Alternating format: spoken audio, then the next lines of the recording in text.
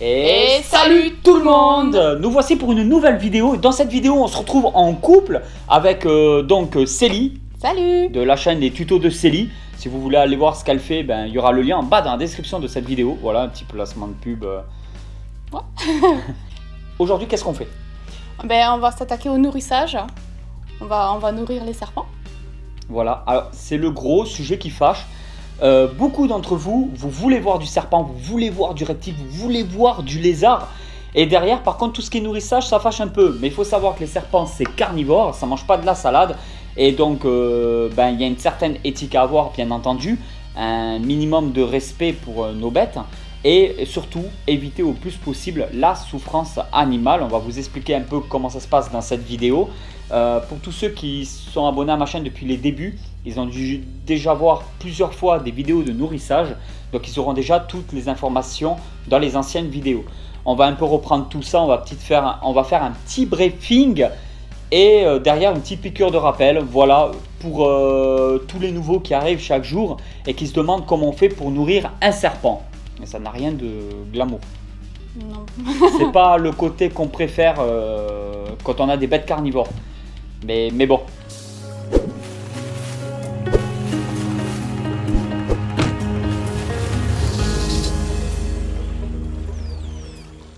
Nous avons sélectionné pour le nourrissage quelques serpents. On va pas tout nourrir, on va pas tout vous montrer. On en laisse pour les autres vidéos. Nous avons, on précise aussi que c'est pas leur boîte d'origine. Hein, vous vous en doutez bien, il y a des terrariums pour ça. Là, on vous montre en boîte parce que c'est plus facile pour nous de tourner la vidéo comme ça. Ici, nous avons une Antaresia Childreni. Oui, tout à fait. Nous avons le couple, donc il y a deux Antaresia Childreni. Ensuite, on a pris quand même une couleuvre asiatique. L'Antaresia Childreni, c'est quoi en fait, tout simplement? C'est un python australien. Voilà, une petite espèce de python australien. Oui. Là, nous partons sur une Colionatus radiatus, couleuvre asiatique. Oui. Et ensuite, le célèbre python Regius, qui est le python royal. On va vous montrer ça, en espérant qu'il va bien manger. Normalement, il n'y a pas de problème. C'est une femelle née chez moi en captivité. Ils sont tous là. De toute façon, là, ils sont tous nés en captivité. Voici la couleuvre asiatique, Colionatus radiatus. Alors ça, c'est le mâle qui est porteur du gène albinos. Donc même s'il n'est pas albinos, les bébés peuvent être albinos parce que la maman est une albinos. Alors c'est un peu sprint là et c'est mordeur, donc il faut faire quand même assez attention. Alors je précise aussi, je fais un petit rappel parce que je reçois trop de commentaires encore. Je n'ai pas de serpents venimeux dans mon élevage. Tout ce que je vous montre, c'est des serpents qui n'ont pas de venin. Et non, je n'ai pas retiré des glandes à venin ou quoi que ce soit. C'est que tous les serpents n'ont pas forcément de venin. Beaucoup d'espèces de serpents n'ont pas, tout simplement, voilà, aucun venin. Donc il faut savoir que je suis totalement contre avoir des serpents venimeux, du moins chez moi, parce que il n'y a pas de risque zéro et j'ai des enfants. Donc en fait, j'ai que des animaux qui ne sont pas vraiment dangereux, même si le risque zéro n'existe pas. Et s'il peut y avoir morsure, je fais quand même très attention. Mes terrariums ont des cadenas. Mais ça, c'est une espèce qui, si mord, ne fait pas bien mal. Il n'y a rien de dangereux. Ça serait incapable de tuer un être humain. Et il n'y a vraiment aucun venin. Ensuite, le célèbre python royal. Voilà, c'est une femelle née chez moi. Donc elle a 2 ans. Elle se porte très bien. Elle est toute mimi. Voilà sa tête. Alors, déjà, comme vous pouvez le voir, c'est un peu plus imposant. Mais ça reste un serpent de taille moyenne qui est relativement calme. Même s'il faut faire attention à la morsure parce que ça fera toujours un peu plus mal qu'une Colionatus radiatus.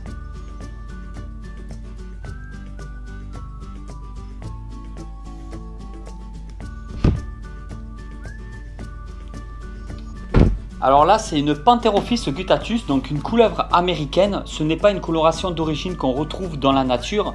Cette couleuvre, elle a été sélectionnée au fur et à mesure des générations avec des parents différents, ce qui a produit avec une sélection une mutation génétique qui s'appelle lavender, tout simplement. Donc elle a un petit côté un petit peu lavande.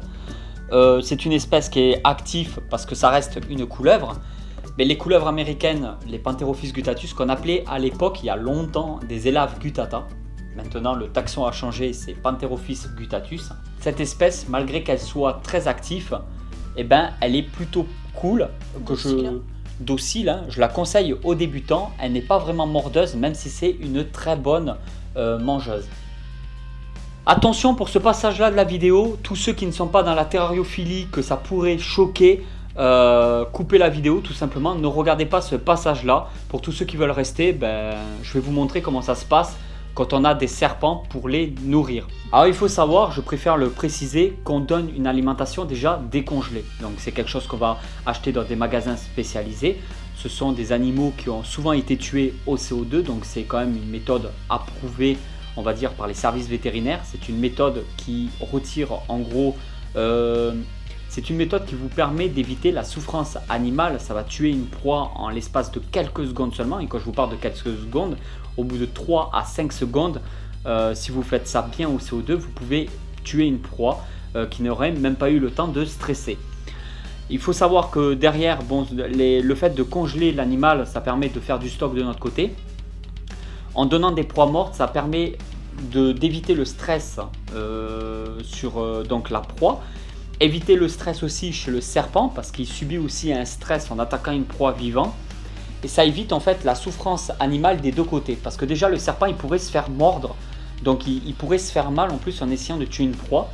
Et la proie a le temps de se voir mourir, hein, le temps de se faire étouffer par le serpent.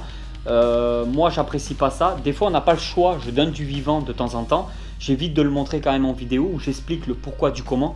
Des fois on n'a pas le choix parce qu'il y a des serpents déjà d'une part qui refusent de manger du mort. Ouais. Et d'une autre part il y a des serpents comme des serpents juvéniles que s'ils ne mangent pas assez rapidement des proies, ben, ils ne peuvent pas se suffire sur leur propre réserve et ils mouriraient très vite. Donc c'est vraiment le côté qui ne plaît pas trop de la terrario, mais c'est le côté nature. Dans la nature les animaux chassent, dans la nature les animaux se nourrissent comme ils peuvent. Et nous on a la faculté en captivité de retirer la souffrance animale. Alors ben on y va, on va montrer. Attention à ceux qui ne connaissent pas, qui ne sont pas dans le milieu de la terrario. Voilà, donc là nous sommes sur de la souris africaine, donc des mastomises mortes et décongelées. Comme l'expliquait Célie, on les a décongelées à l'eau chaude et là on peut les donner directement à manger et on va vous montrer ça en vidéo. Antaresia donc childreni, elle est subadulte, elle n'est pas encore tout à fait adulte. Et on va lui donner une souris africaine, donc une Mastomys natalensis.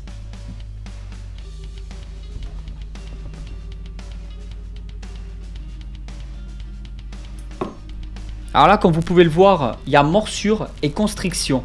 C'est un serpent, c'est un constricteur tout simplement, hein. Les pitons ce sont des constricteurs, donc ce qui fait qu'en fin de compte, il constricte la proie, donc il tourne autour, il sent le rythme cardiaque de la proie, et il continue à resserrer les anneaux les uns après les autres jusqu'à étouffer la proie, boucher en gros les artères. Donc en fait, contrairement à ce qu'on pense, ben, la proie, ça ne broie pas les os de la proie, hein.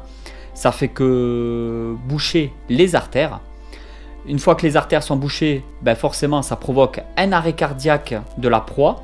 Le serpent lui ressent bien la circulation du sang qui s'arrête, l'arrêt cardiaque, la proie meurt et le serpent commence à engamer. Comme la proie est déjà morte, il a le réflexe, comme c'est un serpent qui est sauvage, du coup c'est un animal sauvage qui a un instinct, donc il a toujours le réflexe de resserrer la proie à la frappe, donc faire la constriction, et du coup comme le cœur ne bat pas, il s'est mis très vite à engamer la proie.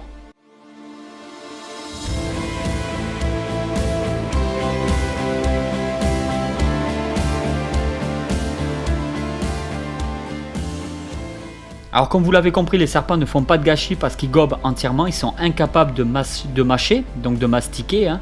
Ils gobent entièrement la proie, ils la digèrent, ils peuvent mettre, suivant les espèces, quelques heures à quelques semaines pour pouvoir digérer entièrement une proie.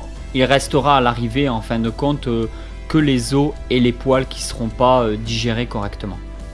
Il n'y a pas besoin de donner un apport du coup de quoi que ce soit puisque la proie a été engamée complètement, donc elle donne directement tous les apports nutritionnels au serpent. Tout ce dont il a besoin, il le retrouvera dans la proie.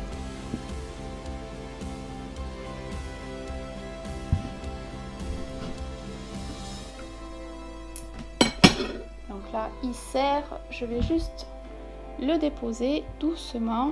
Donc là, on voit qu'il commence déjà à l'engamer, donc instinctivement, il commence par la tête. Et puis petit à petit, ça va aller très vite en fin de compte, hein, mais il va pouvoir l'engamer entièrement.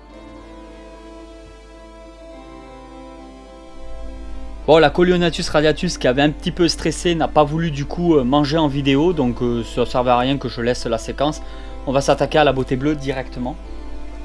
Alors on va lui donner un rongeur, pareil, une petite masto. On peut lui donner beaucoup plus gros, mais je donne pas forcément des grosses proies à mes animaux. Je les nourris très régulièrement, surtout les couleuvres, hein, mais avec des petites quantités.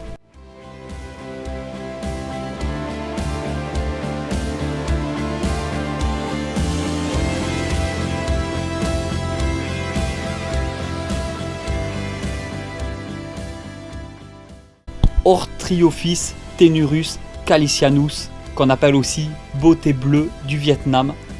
Je crois que son nom est vraiment largement mérité. Elle est tout simplement magnifique, même si elle a un comportement que je la conseillerais pas forcément à des débutants. Il faut quand même peut-être un minimum d'expérience ou au moins les bonnes informations. Après vous pouvez, tout dépend de vous en fait. Il y a des personnes expérimentées qui ne se le sentent pas forcément et des débutants qui seraient tout à fait capables de commencer avec cette espèce-là. Je pense que chaque personne est vraiment différente. Alors comme vous voyez, elle ne cherche même pas à essayer de chercher la tête. Hein.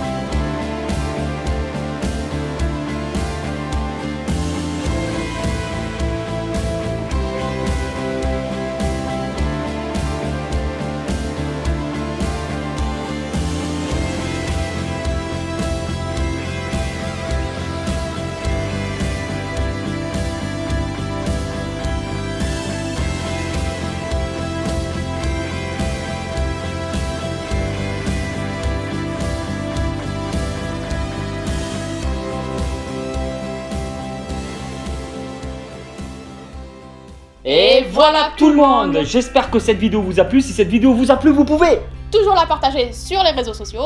Je suis sur Facebook, Twitter, Instagram et Snapchat. Et je vous dis à très vite pour une nouvelle vidéo sur la chaîne YouTube de Tonton Snake. Allez tout le monde. Et Tati Célie. Allez tout le monde. Ciao, ciao. Bye bye. Oh. Ciao, ciao. Ciao, ciao. Ciao, ciao. Comme vous pouvez le voir, la langue.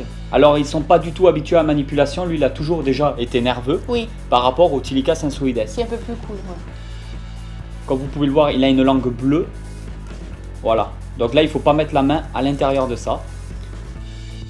On va le laisser tranquille.